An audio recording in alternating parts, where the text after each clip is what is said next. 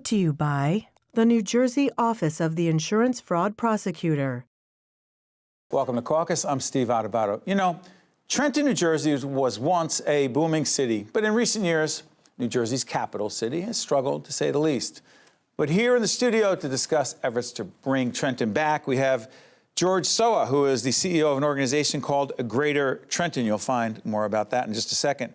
Bernie Flynn, President and CEO of New Jersey Manufacturers Insurance Group and the co-chair of Greater Trenton. Skip Cimino, partner in Kaufman Zeta Group and co-chair of Greater Trenton, also a former member of the state legislature, and also Eric Jackson, the Honorable Eric Jackson, the mayor of the great city of Trenton. It is an honor to have all of you with us to talk about Trenton. And Mr. Mayor, the capital city, that is a big deal and a big responsibility, is it not? Yes, it is. It's been proven so the capital city goes, so that a balance of our region and the state goes. So we're working very hard to make sure that we're a shining light from where we've come from to be a good light for the state. Yeah, we'll be talking about some of the challenges that Trenton faces, but in many ways this program is about the opportunities that Trenton faces. So Bernie, let's do this. You're a prominent board member of public broadcasting, a supporter of public broadcasting, but you pick your spots in terms of what you choose to be involved in with your limited time. You chose to be involved in this initiative.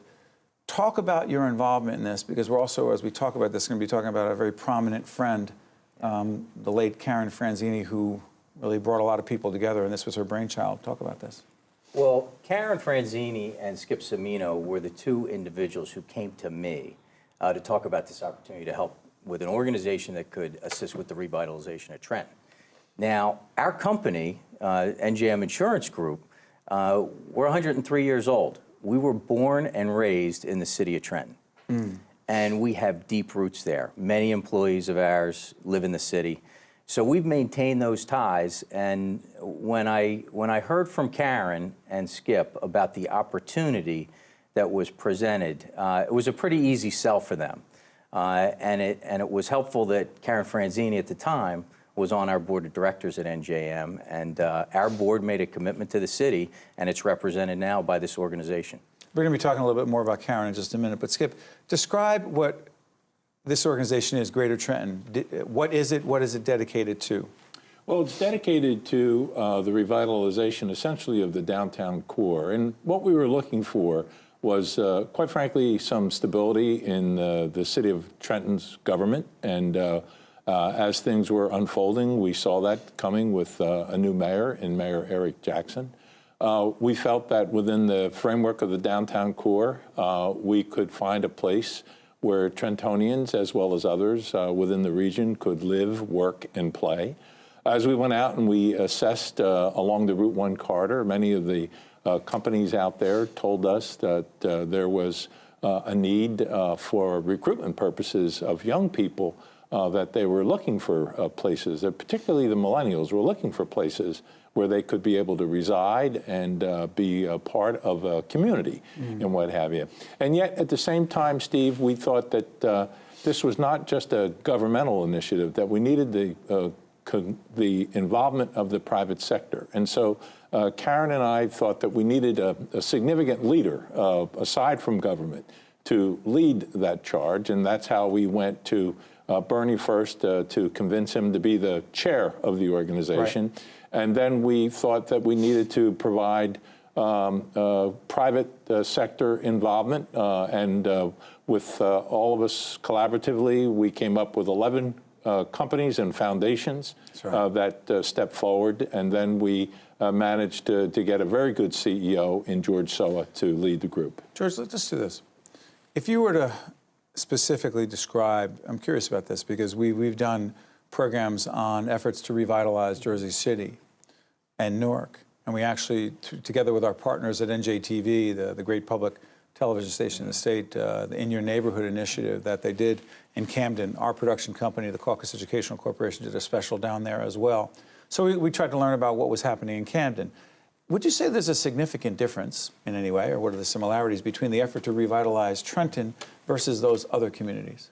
Well, it's funny, Steve. I've been involved in New Brunswick and in Camden most recently, and when you compare and contrast the cities, Trenton, wonderful community. The bones, if you will, are fantastic. And What's you that? look- Whoa, the bones. Right. So when you look structurally at the city in terms of what it has as far as the transit orientation, the active environment that's there already from a recreational perspective, but also from the transportation, the accessibility, from the residents that are there, the deep commitment of Trentonians. I happen to be born in Trenton, much like New Jersey manufacturers, and so it was a great commitment to come back to the city where I was born and try to make a difference there. And so when I look at the infrastructure that's in place already, we have an airport, we've got a wonderful river there, and so all the pieces are in place for a very transformational piece of the city to come back. And the state capitol being there matters as well. Bernie, let's go back for a second. Karen Franzini, who was an incredible leader in the state, a visionary in the state, used to formerly headed up the Economic Development Authority for many years, did extraordinary things. We're going to show a couple pictures of Karen. I'd like you to talk about her vision for this city, the role she really played, not just from a practical point of view, but from an inspirational point of view. Well, Karen was in the beginning the heart and soul, and provided the momentum. What did she see? Well, it's interesting. She retires from the Economic Development Authority, and you think she's going to take it easy for a little while. She starts a consulting business and then identifies 5 or 6 other things she wants to do. Trenton's on the top of that list. Why do you think that was? Well, I think she had a deep and abiding love for 2 cities, more so than others. She grew up in Atlantic City, and then she lived and worked in Trenton. And she wanted to make sure that she gave it her best shot to help turn the city around. And she saw the opportunity that was there. And she had her fingerprints all over the revitalizations that have occurred in the other cities in the state of New Jersey. That's right. And she had a national reputation in economic development. So her involvement with Skip's help, those 2 together, gave this effort instant credibility. And beyond that, beyond the legendary leadership that you mentioned, was her manner. I commented in the past that, we're all friends of Karen's, right? But at times it was exhausting to be her friend. It was exhausting. And she wasn't telling you what to do. She was cajoling, she was asking. Hard to say no to? Well, when she's working harder than you are, you can't say no. She's just asking for help. And that's what we represent today. So much of what we're doing now is in her memory. She passed in January, breast cancer. It was her second bout with breast cancer. So it's devastating for us, but it has provided us with additional momentum because everybody understands that they've all got to step up a little bit more. And we all have Karen's voice in our head telling us what we ought to be doing relative to the city and other things that she was involved with. But Mr. Mayor, as Bernie describes Karen's vision, she also knew these extraordinary challenges that Trenton faced and continues to face. And you'll be sitting down with us in an in-depth one-on-one interview. We'll go into those issues and challenges as well as the opportunities later. But she knew those. And what do you say to those? Because you want to attracting investment, right? That's part of what Greater Trenton is about. What is it that you tell people when you say, this is where you want to be? How do you do that? Well, I'll start with what I believe Karen's heart was, that Trenton, she saw the best of what Trenton could become, and she was willing to put her all in. One of the things that I take as a great strength and example from Karen, tremendous convener of bringing people together to see the vision, to see the pathway forward. And as Bernie said, she didn't necessarily pull you to that work. You felt compelled to come to that work because Trenton has just great promise. And as been said by George, geographical location, we have now great leadership in place. We have great organizations collaborating and working with us and leading the way, such as Greater Trenton. So we're poised to do some great things with some folks who want to come in and do good business in the capital city. But some of the challenges, let's break down some of the challenges. Education, how about perception? Because in every community we've been in, Newark, where I was born and raised, Jersey City, Camden, New Brunswick, right, other places, perception, right, fear, crime, whatever it is, that's real. Yes, it is. Right? Yes, it is. How have you dealt with that? Well, a number of ways, Steve. So in terms of introducing, in some cases, reintroducing the city to a number of people. So in the past, I've been the president of New Jersey NAIOP, it's a commercial real estate association. And so in conjunction with that, I got to know many, many of the business leaders through the development of the brokerage community and frankly, the user community. And so I've conducted over 50 tours of the city to make sure people understand the assets and the opportunities and frankly, the challenges that exist in the city. I mean, go past the perception and have them see it for themselves? Oh, sure, because in many cases, people have come to the city. One case, an individual has been coming to the city for over 20 years, happens to be a legislator, and he says, I go to the state capitol and back to my home, and never realized all the other assets that are in place in the city. And when you take people on these tours, it becomes one of those, oh wow moments, and they really start to understand how all those dots start to connect and make it such a fabulous place to be. Assets, let's be really specific. You go back to the bones issue as George described. Skip, the state government itself, is it an asset to the city? Or dare I call it, potentially, you know where I'm going? Or is it on some level a liability, or is it both? Well, I think that the state government can be an asset to the city insofar as the state now recognizes that there is a partner in the city government. In the city government, and there's a partner in Greater Trenton. So in the government with the mayor there, let's be clear here, folks, you can Google it. Before the mayor was there, let's just say it doesn't take much to figure out that the previous administration had some real problems, to say the least. We needed a high-integrity leader. Let's just say it was not possible under the previous administration. That is correct. So there's a high-integrity leader in place now. But in addition to that, there is also, through Greater Trenton, there's a real commitment from the private sector. And when I say the private sector, the board of Greater Trenton is comprised of blue ribbon companies and organizations. And so Bernie has certainly led the charge in terms of New Jersey manufacturers. But companies like Bristol-Myers Squibb, Princeton University, the Princeton Area Community Foundation, Janssen, TD Bank, Investors Bank. What's in it for them? Nothing other than ensuring that the redevelopment and the renaissance of the capital city is effectuated. And so these private sector companies have stepped forward, and the board itself is comprised of leaders. So the leaders themselves are sitting on the board, and they're coming to the board meeting and helping us develop what we see as the strategic plan, which will tie with Trenton's strategic plan as to move forward. And what's fascinating to me is the buzz that is being created about the movement forward. So when you What's the buzz about? Let's be specific. What's the buzz about? The buzz is about that there is a new day for the city of Trenton, and that there is a view that the city is coming alive, and that there's real opportunity, and that we can build on the assets, such as the strength of the arts community. The arts community in Trenton. Right. Yeah.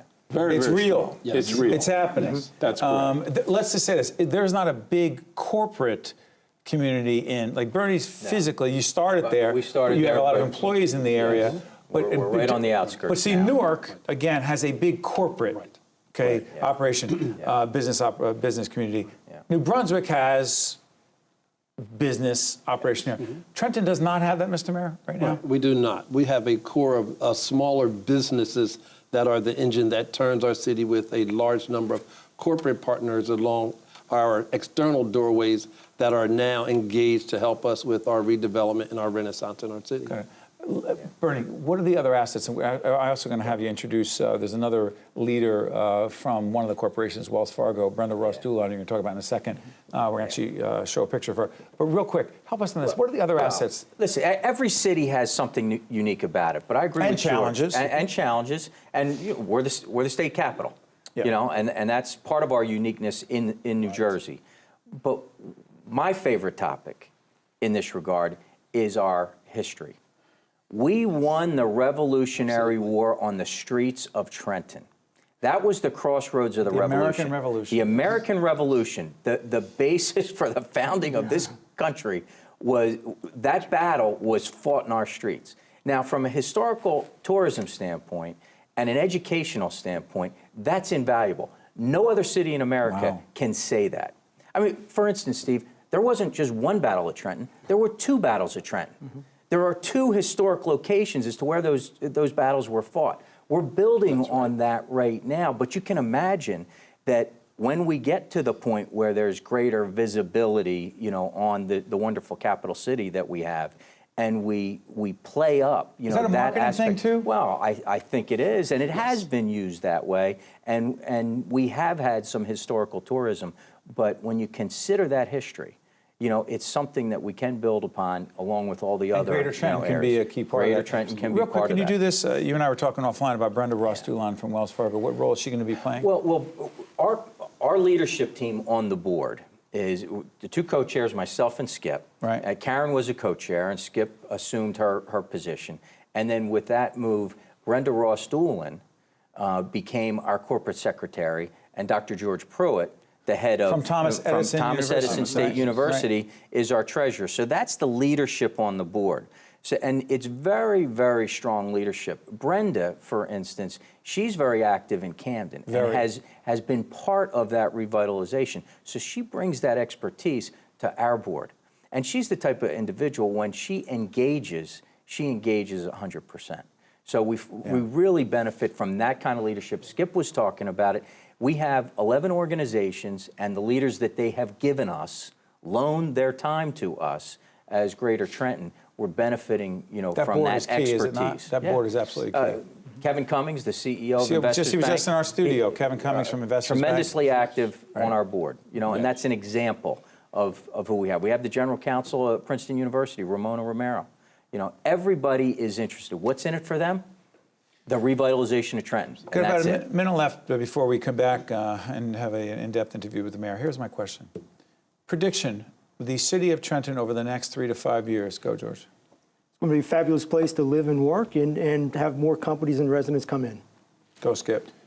I would agree with George. I think it's going to be a fabulous place to live, work, and play. I think that we will have seen real revitalization within the next 3 to 5 years, and that people will look back on this period of time and say, why didn't it happen sooner? In spite of the challenges, in spite of spite of the perception, challenges. issues of safety, all those issues, you don't solve them, but you're confident good things are coming down the road. I am absolutely confident. Mr. Ware, things are Mr. Mayor, coming you'll down talk the more road. in our one-on-one, but your prediction.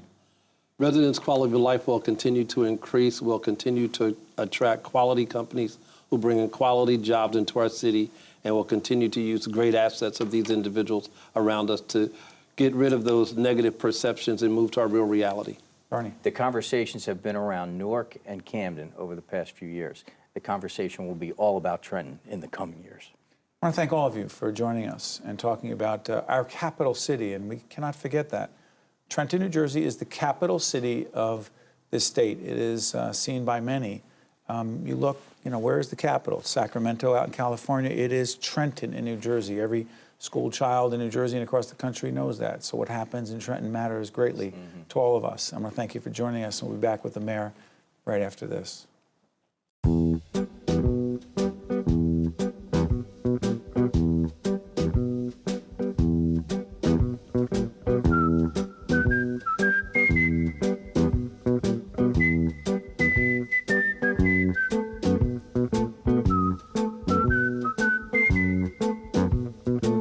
Think this is absurd?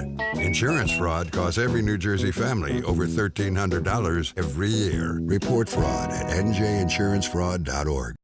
Also brought to you by RWJ Barnabas Health and by the New Jersey Education Association.